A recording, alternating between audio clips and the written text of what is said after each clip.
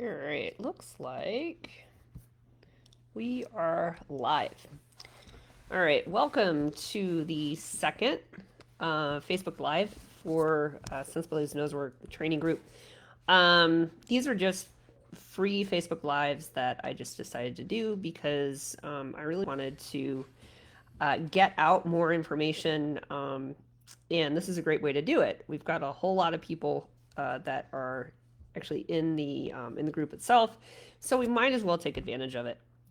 Some of these Facebook Lives are going to be Q&A based, general Q&A. Some of them are going to have a topic. Tonight has a topic. So tonight, what I want to talk about is clarity. I want to talk about clarity in our training and what that means and why it's important, because it's something that I think is really, really, really important. Because clarity, when we start to think about really what clarity is, it's all about, I just want to make sure, can you guys actually see me, because I can't see comments yet or anything like that. So event logs, I'm trying to figure this out actually. I've started talking and I know I'm live and I'm trying to make sure that I can actually alrighty, here we go. Oh yeah, we do have viewers and we have reactions, so now I'm just trying to figure out where the comments are. I think I got it. Okay, cool. I see you. Thank you, Susie. Okay, I'll get back to that. I want to talk about clarity in our dog training, and especially with Nosework. So this Facebook Live we're time boxing it on a half an hour. I actually have a Facebook Live with my Nosework 101 Introduction to Nosework students 15 minutes after this one ends, so we have to end on time. You guys can potentially ask questions, but depending upon when I stop talking, how many questions I actually get to, I'll maybe get to a couple of them, but I want to really focus in on a topic today. So we're going to talk about clarity. What does clarity mean? Clarity, if we think about what clarity actually means, because it's a really important word, and it's a very important distinction. Clarity means what you intend at a very specific level to both communicate and how you communicate, and your expectations of your dog are clearly heard and understood by the dog, right?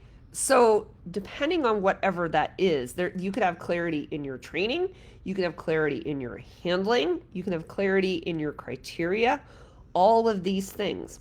Clarity is always important, and some core components of clarity are communication, right? That's a big piece of it. Communication is a huge piece of it. And the communication, and there's clarity in communication and clarity in what we're training. So how you might set something up can influence the clarity of what your dog learns. So as an example, if you guys are kind of scratching your head like, what do you mean by that? Let's talk about, have you heard the term lumping, right? Lumping is the antithesis of clarity. Here's an example. Let's say I want to practice threshold heights. So we're going to put this into Nosework terms, because a lot of times we think about lumping in terms of training a behavior, like training a retrieve with a dumbbell or something like that. Well, in this case, we can think about lumping with how we set our heights. So let's pretend that we want better threshold hides with our dogs. This is one of my favorites. I love training threshold hides. So I know a lot of my students are like, I know where you're going with this one.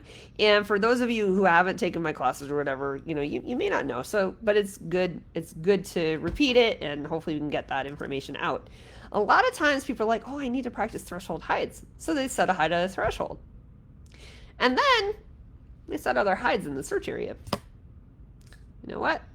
Then their dog starts to enter and they're like, oh, you're going to miss the threshold. So they hold their dog at the threshold with the leash. They shorten up the leash. So they manage the threshold so the dog gets that hide first, and then they go off and find the other hides. Which I don't agree with doing that, by the way. Or they let their dog just miss the threshold hide completely, So for those of you who, if you don't know or if you haven't gotten there, or if you're unfamiliar with the terminology, threshold hide means a hide that's placed by the start line of the search area. That's all it is. So, so if you let your dog go and your dog misses the threshold and they go off and find other hides and then you come back and do the threshold, that's not that it's a wrong way of doing things. It just that hide no longer operated as a threshold. So therefore, your dog didn't actually learn anything with that lesson. Now, why is management not a great thing? Why do we not just want to just hold the leash short and let the dog and kind of limit the dog until they get to the hide? Management isn't training. And for those of you who have, dogs that may need, just in general in life, a little bit extra management, you realize management is your fallback. Management is what you do to avoid something else happening. If you have I don't go to dog parks, but let's say you go to a dog park, you know how they have the double gate, right? They have like the airlock. That's management, right? So that you can get your dog into one and then they go into the other, and that manages the dogs from escaping. It doesn't actually teach the dogs not to escape, right? It's the same idea. When we manage the dog at that threshold, it doesn't teach them anything. They just have no other options. So they're successful. The handler feels good because the dog got to the hide. Handler gives them their reinforcement, and then they move on. Did it actually train anything? No. Is it clear? No. Clarity and how we remove the lumping in that scenario would actually be to only set one hide. That's it.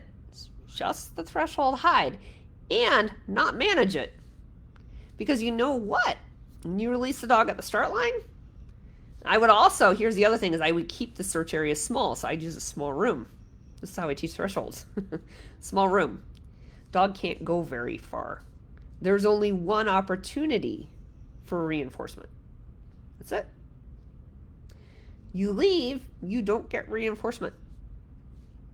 Simple as that. Dogs very quickly learn target-rich environment near the start of the start line. And they learn it very quickly. So that's a case of clear training. You pick one thing to work on. I'm really, really big on picking one thing. So that's one type of clarity. Another type of clarity is communication. This is huge. Clarity and communication is really big, because if we're not clear, the dog doesn't actually know potentially what they're being reinforced for. That's the problem. Sometimes we think we're reinforcing one thing, or we think we're communicating one thing. That's not what the dog is hearing. So have you ever seen dogs and they start to go up near a hide location, the handler starts to reach into their pocket and the dog does their final response, whether it's a look back or, a nose freeze or whatever, and they're off source? It's because what's happening is that the dog is actually reading the hand going in the pocket. So that's actually, for instance, that's a communication issue. Another thing is communication. There's clarity in markers, or a lot of times people don't use markers. So folks who train with me know I'm a big proponent of markers, because here's the thing about markers, right? You're either using them intentionally or you're using them unintentionally. An example of the unintentional marker is putting the hand in the pocket, right?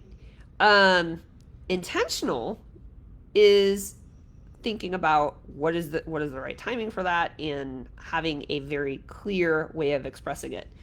I have a blog. Actually, I have a blog on effective verbal marker usage. You can either use like clickers or you can use a verbal marker. Doesn't matter, as long as your verbal marker is clear, go for it.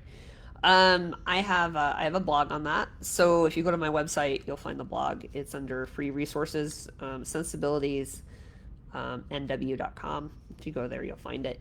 And so what is a good verbal marker? A good verbal marker is one that is separated from your motion. So it's not moving in as you say yes. It's not moving in as you say yes. It's You say yes, there's a slight pause, then you move in and you reinforce, or you do whatever to reinforce. It's not praise. Marker is not praise. Yes can be said as a marker, or yes can be said as praise. Not both, right? It's I go, yes, that's my marker. A lot of times I've been teaching with my students, it's hard to, because yes is such a positive word, it's hard for them to not make it praise. So sometimes they've been using something that's a little bit more neutral, like a different word or something. So that's an option. So that's clarity in communication in terms of verbal communication. There's also clarity in our handling, guys. That is actually really big. Clarity in handling, because what our body does and what our body says, there's a consistency that is a part of that. So, for instance, dogs will actually start to respond in very predictable ways, depending on just because, like, if in response to our handling, based upon just their natural inclination. So I know there's probably a number of you that have done agility, and I started agility a long time ago and then just stopped doing it for a while because my dogs weren't into it. But I remember the book from Linda Mecklenburg, and it was all about, like, and I just loved it because it was like these natural body cues, and you're gonna find that all those cues actually apply to Nosework. So things like where your shoulders are, things like where you're moving, your arm gestures, all of that, it's all the same because these are things that the dog will naturally respond to. And I can tell you that it is absolutely true, just like even your direction of travel, which way you're turning, even when your dog is off leash, which, by the way, we should probably do a Facebook Live on off leash handling. That might not be a bad idea. Because even when you're off leash or you're on leash, the dog is still paying attention to you, even if they're like really far away. I have one of my dogs is a search and rescue canine, and she's what's called an area search dog or an air scent dog. So she ranges. I mean, she could be out, I don't know, like 80 yards, 100 yards, or whatever, and she's searching all around me. She's not like just going off out in the mountains and doing off her own thing and everything. She's not doing that. She's paying attention to my direction. She's paying attention to where I'm headed, and she searches. That tells her the search area. It's the same type of thing when we're handling. We have clear handling. Our bodies are actually saying what we're considering in play and what we're not considering in play. And because this is a sport that where the dog has never actually read the rule book and they don't understand what boundaries are, they don't understand that we actually have a search area that we intend to search, and it's not just willy-nilly, free for all. And we're a part of a team. They like working with us. Our dogs enjoy working with us. They like to be a team member with us. They are going to pay attention to that. So and they're going to pay attention to it no matter what. Even if we decide, nope, I'm going to be completely neutral. I'm not, none of my body language is going to affect my dog. That's not reality. Okay. So, from the standpoint of our body language is going to affect the dog. So it's important to understand that we're clear in what our body language says, and in my philosophies, in a way that does not impede the dog's independence, does not impede the dog's confidence, and does not impede the dog's motivation, but at the same time keeps me a partner in the search. If I can be clear and intentional in what I do with my body language and how I communicate, that clarity then makes me a better team member. It's not about the dog ignoring me. Last thing I want is my dog to ignore me, right? There are certain things I need my dog to be able to do independently of what I'm doing, but I don't want my dog ignoring me. And I'm going to use another search and rescue example only because it goes above and beyond what we do in Nosework, because It's an exaggeration of what we need in Nosework. And that's the reason why I'm using it as an example to show, like, if we were to extrapolate this concept, what that would turn into. So, for instance, Prizes was called a refined dog. So when she finds somebody, she runs back to me, she lays down, I say, show me. She runs back to the person and she ping pongs, and she essentially leads me to the subject that she's found, right?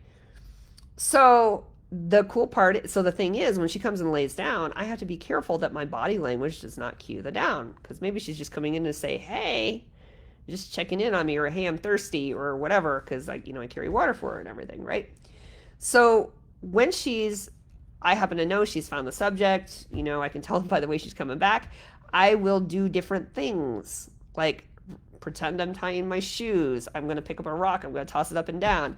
I'm going to look around. I'm going to be talking to somebody else. I'm going to be, talking into a radio. We're doing all these things so that I am consistently inconsistent in order for her to maintain her independence of her trained fauna response. It's important. That's different than trying to proof a dog off my motion as a handler. Our dogs are still going to pay attention. I still want my dog to have an idea of what I consider to be in play and how I consider, how we might want to flow through the search area. So I'm still going to have clarity in that. Actually, by the way, there is a really great podcast called Canine Detection Collaborative. We did a couple episodes. I think we did like 3 episodes on clarity. And if you go to canine, letter K, the number 9, detectioncollaborative.com, there's 3 episodes, I think it's from this year, on clarity and training. And we get like really deep in this. And it's also, it includes sport. It includes more like the professional side, the volunteer side, which is like the search and rescue side, all of that, right? Because honestly, we're all just on a spectrum of our needs. It's all the same, but slightly different, And but clarity is important in all of these things. So that's that's kind of there's a whole podcast on that. But we do talk about the need to be consistently inconsistent, because there's certain things that that the dog needs some variability on, but you need to be consistent about it. Anyway, that's the whole thing in the podcast. So these are different things from a clarity perspective. Why does all this matter? The end game is an effective team. The end game is an effective dog. And so actually that is the end game. The end game is an effective dog. The end game is not a title.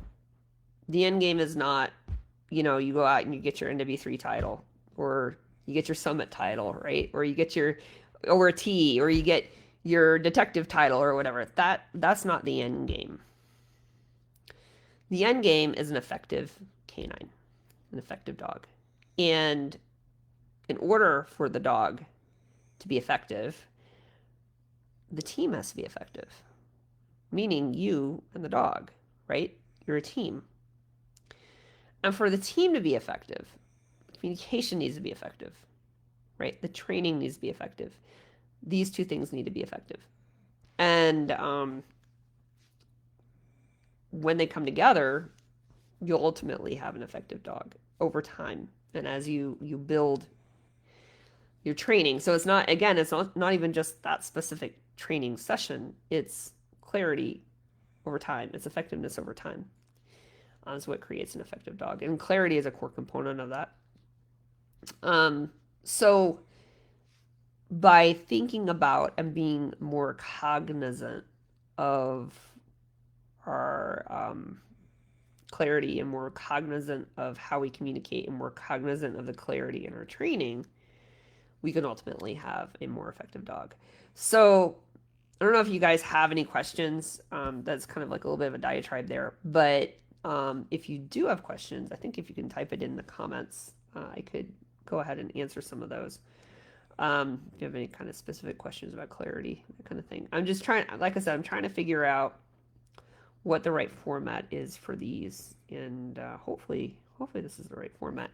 I think I see like a few comments here, and I'm gonna look at my phone and see if there's any specific comments. I don't know if they're coming in through Messenger or if let's see. I see a lot of waving. That's always a good thing. Um, someone asking if there's any way to view the live. That was June 4th. Okay. All right. I think I just want to see if there's any way to view any kind of.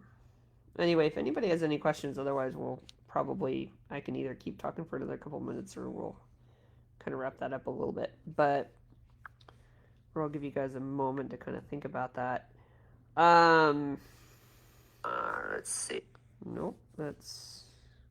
If I turn this volume off, maybe I can see. Because sometimes I'm not sure if my computer is caught up or not. Let's see. Let's try. Let's see. No. Nope. Okay, I think that's fine. We have. Let's see. Here we go. Here. The comments. All right. Yep. We've got a lot of highs. Well, hello everybody. All right. So, if we don't have any comments, we can probably wrap it up a little bit. But I guess the question, that I have for you guys is this helpful? Is this helpful? Is this conversation, does it get you thinking? Honestly, that's half of it. Like if I can get people, actually, not everybody can. Why is that? I don't know. Oh, it was doing a comment from. I had a pinned comment from something else. Where can you find the recording of the live?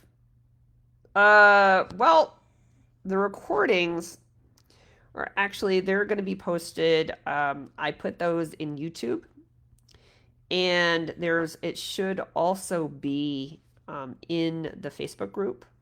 So you can go on there. It should be scroll down on the different posts. There's in there. I've uploaded it to YouTube. I know a bunch of people have watched it there. So there will be there's a recording from last week that I've already uploaded.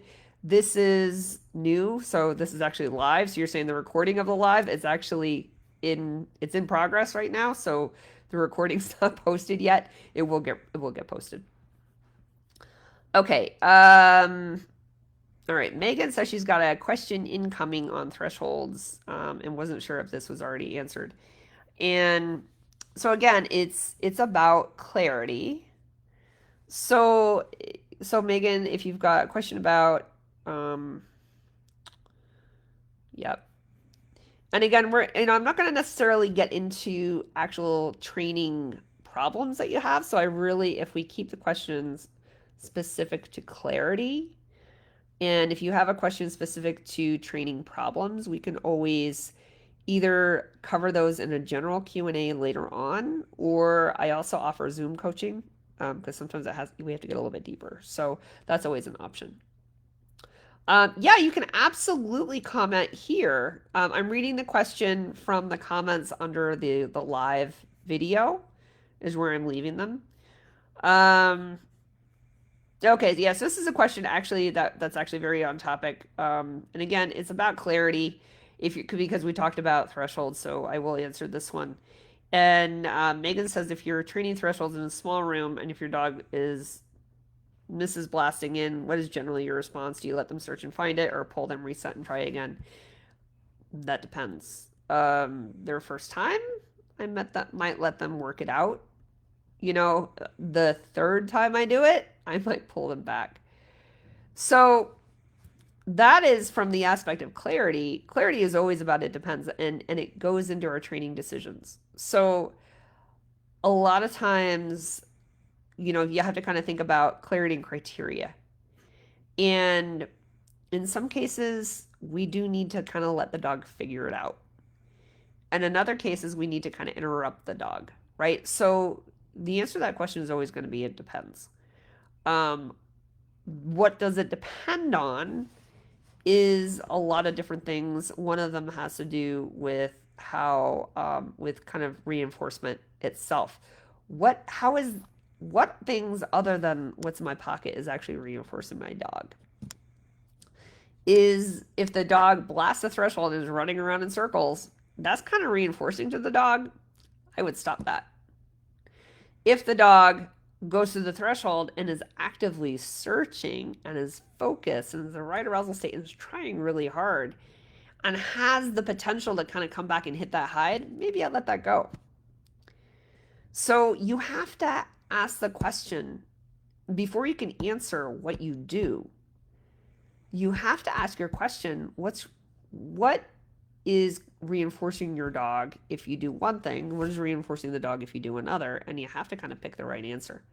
That's kind of that art of training a little bit, and how you manage criteria, which would be a really good topic for a Facebook Live, is managing criteria. Someone please remind me to do that one. I think that would be a good one. It's not a general. It really is depends. This. And things about false alerts, all that kind of stuff. If you have, so I'm going to answer that kind of more in general. Jaina, is if your dog is doing a detective search and will be doing pretty well, but at the end she sometimes false alerts. If we think about clarity, what would be important there is to do a little bit of problem solving and troubleshooting. Troubleshooting is the hardest part because you have to figure out why is it happening. Because the clarity is in how you implement the solution. The clarity part is not the solution itself, right? It's not the solution itself, it's how you implement the solution. But before, here's the thing, we all have problems that we just love to throw solutions at, but before you can throw a solution at something, you got to figure out what went wrong. Because a problem can have a lot of different causes. And unless you figure out what the actual cause is, you're not going to know what solution to throw at it. And if you throw the wrong solution at it, you could make things worse. So from a clarity perspective, it is actually really important because let's say your dog has a false alerting problem. You have to figure out why is the dog false alerting. And so like what's causing it? Why is the dog false alerting? And then you've got to come up with a clear solution that leverages all the aspects of clarity, right? Solution on how to approach that. And then you have to implement it in a very clear way. So it's not just about this is the problem I'm having, give me a solution, right? I wish I could do that, by the way. I do that actually in my coaching calls, but we go through like 45 minutes to an hour or whatever it is, or how much time that we've booked, talking about your problem and figuring out what that cause is and figuring out what the solution is and figuring out how to implement it. Because that's a whole conversation. It's never, here's your problem, okay, just go do this, right? Because that's not how training is. That's not how the dogs work. That's not how to, I wish it was. It'd be easy, a lot easier, right? But then again, like all of everybody listening to this, how hard the sport is. You know how challenging it is.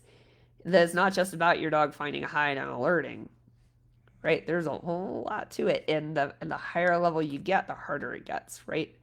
So I would say, if you have a problem like that, think about what is the cause. Think about what are the solutions to that cause, and how can challenge yourself, implement.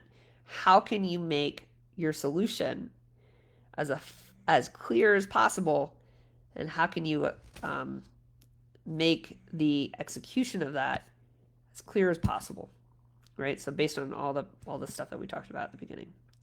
So we're coming up on 30 minutes. And hopefully, like I said, hopefully this has been super helpful.